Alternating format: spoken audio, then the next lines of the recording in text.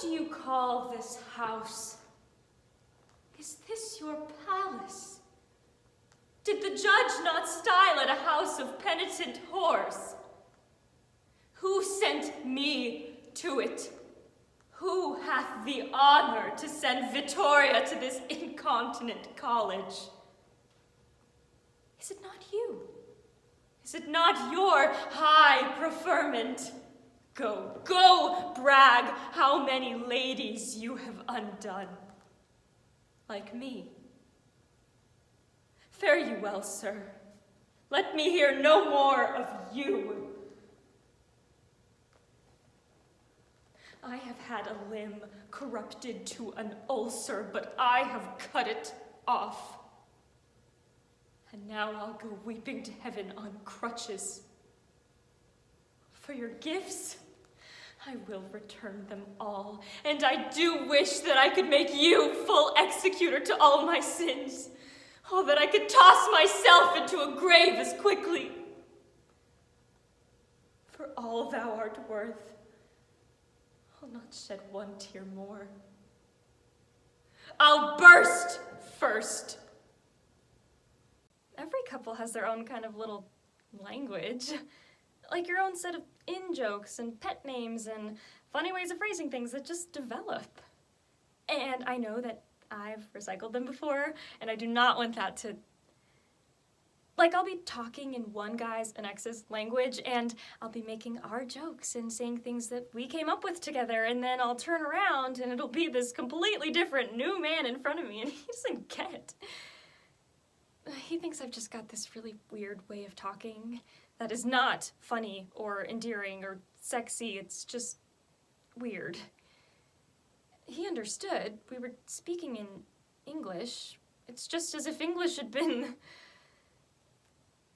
Okay, imagine you've got a cheese grater.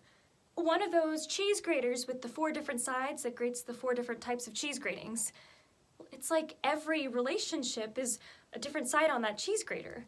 And while I was with the Stuart, I was grating my cheese on one side of the grater, and it came out in this really weird shape that we, I don't know, designed together. But then I was with Clint, and I kept grating my cheese on that same weird side out of habit, and Clint would pick up the cheese grater and look at the grated cheese and be like, what the heck? Like, this is not the mature cheddar that I know and love. Wait a bit, she says, can't do it, she says, wait a bit, she says, not really knowing what she's waiting for.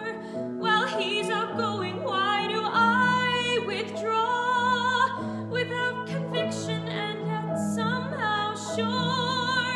A contradiction that will stay in my mind to the day that I find something more.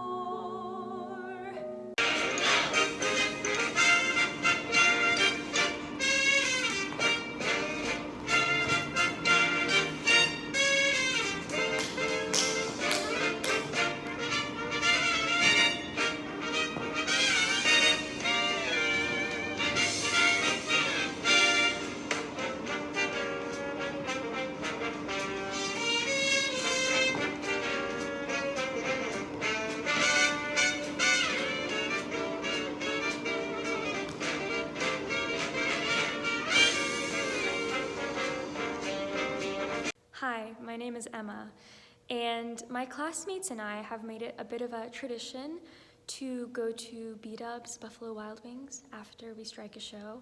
So one night during my freshman year after Children of Eden, we did just that. We went to Buffalo Wild Wings, and I ate a lot. I really like wings and I really like fries, and I just went to town. I don't blame myself for that, and I would do it again. But nonetheless, I was fully stuffed, and I was ready to go home. It was the kind of full that you need to lay down in your bed for like 3 hours and just think about everything that you just did to yourself. So it was time to leave the restaurant. We paid, we got up, we head out into the night, into the parking lot, and I'm leading the pack because I am really ready to go sit down and not move for a while. So my friend Anna graciously offered to drive us. So I was looking for her car. The thing about me is that I am famously just so terrible at cars. Everything about them, especially just knowing what they look like. If you have a small blue car, you have a small blue car, and it is no different than any other small blue car in the world to me. I have no idea.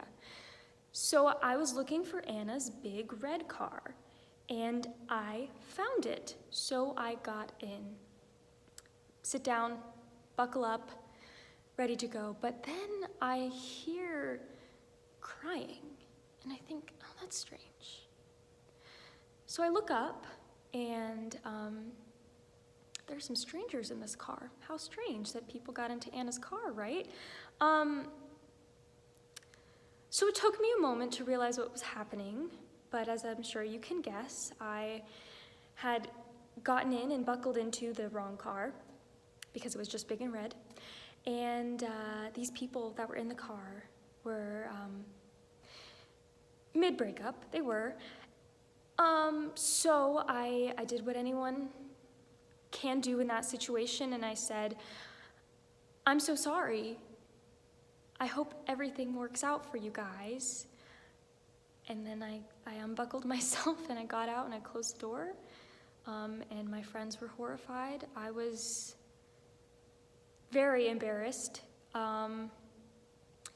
So from that point on out, my friends tried to give me context clues or just helpful hints for where their cars are or what they look like. They'll put nice stickers on the back of their car. It helps. And I need the help.